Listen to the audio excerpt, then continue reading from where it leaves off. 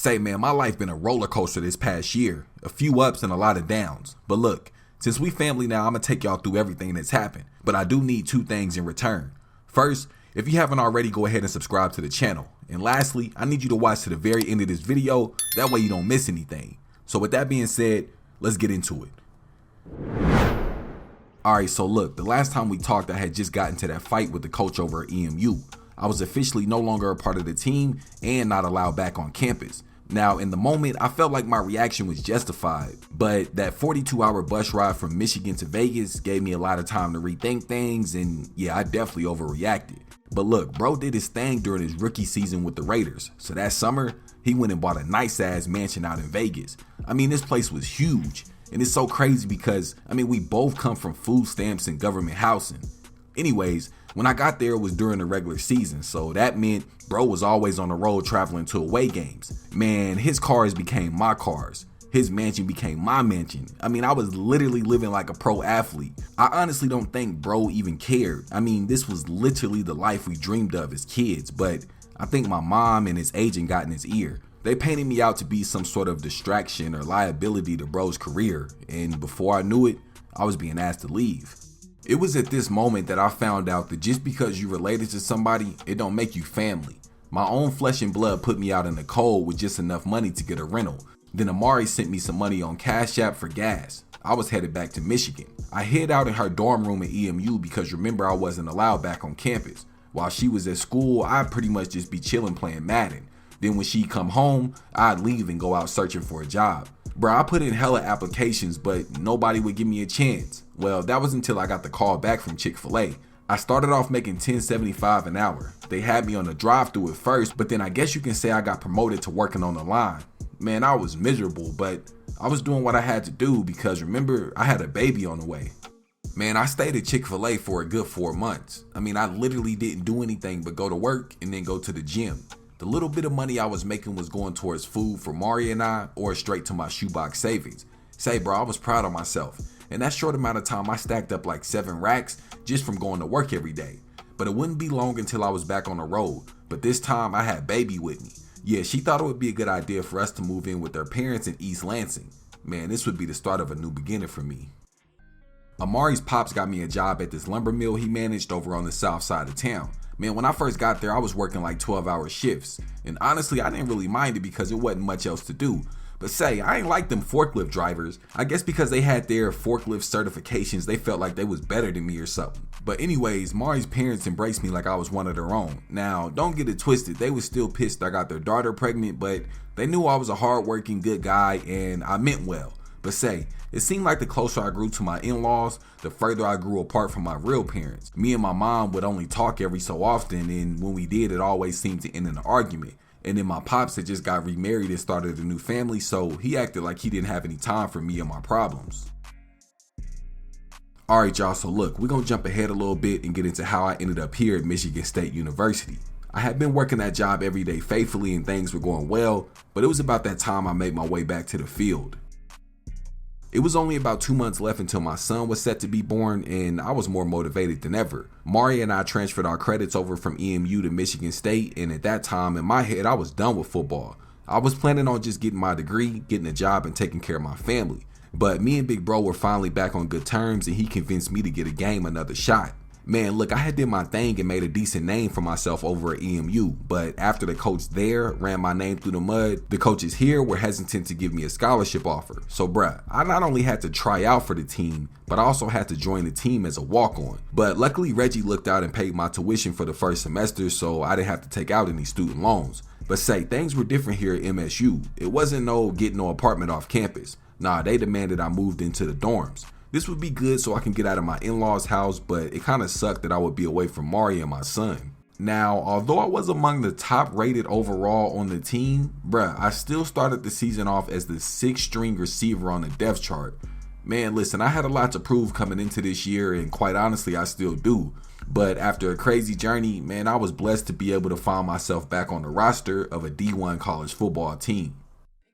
Alright y'all, so look, I'm on my way over to the training facility for my physical therapy session. Yeah, you're gonna see why I'm in physical therapy here in a second, but say, I'm not gonna be able to record or be on my phone while I'm in there getting worked on, so While I do that, I'm going to fill y'all in on everything that's happened throughout this season.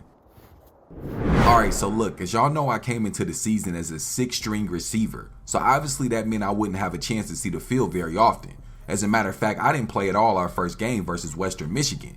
But coming out versus South Florida, we would go into that spread formation and I would be wide open down the seam, scoring my first touchdown as a Michigan State Spartan. Although I would only get that one offensive snap I scored on, this game meant so much to me because I had finally started a new chapter of my football career. The next game we'd be on the road taking on a very tough Notre Dame team. Now listen, I need y'all to be patient with me, okay? As I mentioned before, this was my breakout season, but first, I had to earn a spot in the rotation. So for the first few games of the season, I was barely playing and only getting a few looks here and there. But I gotta be honest, man, I really enjoyed playing that slot receiver position. But look, man, your boy was trying to make an impact in whatever way I could. I was coming down on the kickoff looking to make a big hit and got smacked. Hey, man, I guess you could consider that my welcome to the Big Ten moment. Anyways, we went on to secure the victory, and your boy ended up with just the one catch for 26 yards. I got into the game late versus Iowa and ended up making SportsCenter. We were down on the road and in need of a big play. My number got called, so y'all know I stepped up and took stage. I broke off a 67-yard run up the sideline, breaking multiple tackles and sending a message to my teammates and coaches that I had that dog in me. That run would set up a quarterback keeper, which would bring us within 6. Our defense would get a stop on the next possession, and we would steal a victory in a very close game on the road. We were 5-0 and ranked number 3 in the nation. We had all the attention of the college football world on us. That was the perfect time for me to have a huge breakout game. Look, I promised myself that if I got a second chance, I definitely wouldn't need a third one. I was going to take full advantage of every opportunity given to me, and in this game, I would do just that. Look, at this point, I knew it was bigger than just me. Now, I had a family to look after, so if it was smoke, then so be it. I wasn't turning down or shying away from no matchups. Before this game, I knew I wasn't on anybody's radar, but I promise you after this game, opposing defensive coordinators knew who I was. My consistent play on the field took me from the 6th receiver on the depth chart all the way up to the 3rd spot, officially making me a starter. Look, I spent a lot of time in the film room. I requested the footage from each game this season, and I not only studied on what I did well, but I also focused on the areas I can improve on. I didn't know that the coach actually monitored our film time, and when he seen how many hours I had put in, he pulled me aside after practice one day to tell me how impressed he was. My first game as a starter would come at home versus a very solid Purdue team. Now, we were ranked number 2 in the nation, so that meant everybody we played against would be bringing their A game looking for the huge upset. But say, now that I was a starter, opposing teams would actually start implementing game plans to prevent me from making big plays. Not only that, my quarterback Peyton and I didn't really have a chance to build any real chemistry. I mean, we had only practiced together a handful of times, so neither of us were quite used to the other's tendencies. I spent most of the first half as just a decoy in the offense. The attention that I demanded freed up my guys Jaden and Keon to make huge plays over the top of the defense. It wouldn't be until the 3rd quarter that I got my first reception, but hey, I wasn't tripping at all. See, at this point, I had fully bought into the team first mindset, and I was basically willing to do whatever to secure the victory. But look, man, y'all should already know I wasn't leaving the game empty-handed. I was able to get behind the lazy Boilermaker zone coverage and snag my first touchdown of the game, giving us the 7-point lead heading into the 4th quarter. That lack of chemistry I had mentioned before between Peyton and I almost cost us the game. On what would be our final offensive drive, man, he would pass my way on 3 separate occasions, each of which almost ended in an interception. Well, as a matter of fact, man, the last pass did end in an interception, but luckily our defense would come up big late and secure the win at home, protecting our undefeated record. We were now officially the number 1 team in the nation. Say, man, the last time I was a part of a winning program was back in high school, but nah, this was a whole different level. See, when you're winning in college, you're literally treated like a celebrity. Now I finally understand what it meant to be the big man on campus. It's one thing for your classmates and teammates to treat you like a star, but when the teachers and locals start to treat you like one, man, it hit different.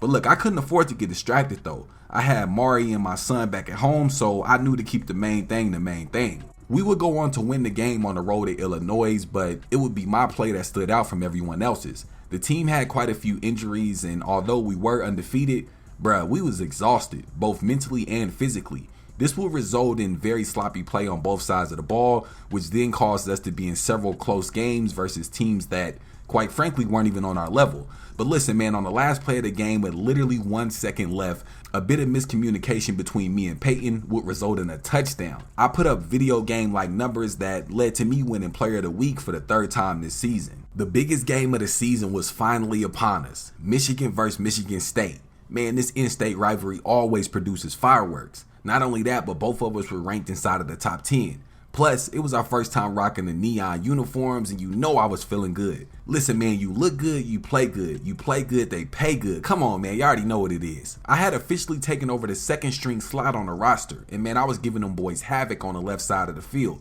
Man, look at the way I embarrassed this defender on this play. Hey, y'all ever heard of the saying, you reach, I teach? Well, same thing applies here. He tried to jump the route, so I beat him over the top for the huge gain. We had the 3-point lead with 30 seconds left in the 3rd. Then my guy Peyton was able to throw another 6 points on the board with the quarterback keeper. But just like I expected, this game would turn into a shootout. Michigan would go down and score on their next possession, and then we throw an interception, giving them the ball right back. Down by 4 points with just 2 minutes left in the game, man, it was time for me to take stage. I called for the ball on this go route thinking Peyton would put it out for me to go get, but it was underthrown for yet another interception. I took some of the responsibility on this play because I shouldn't have called for the ball in double coverage, but nonetheless, our winning streak was snapped and we give up a game at home versus our in-state rivals. Coming off a very tough loss at home, we be on the road the next week versus Nebraska. This was our first snow game, and bruh, I was amped.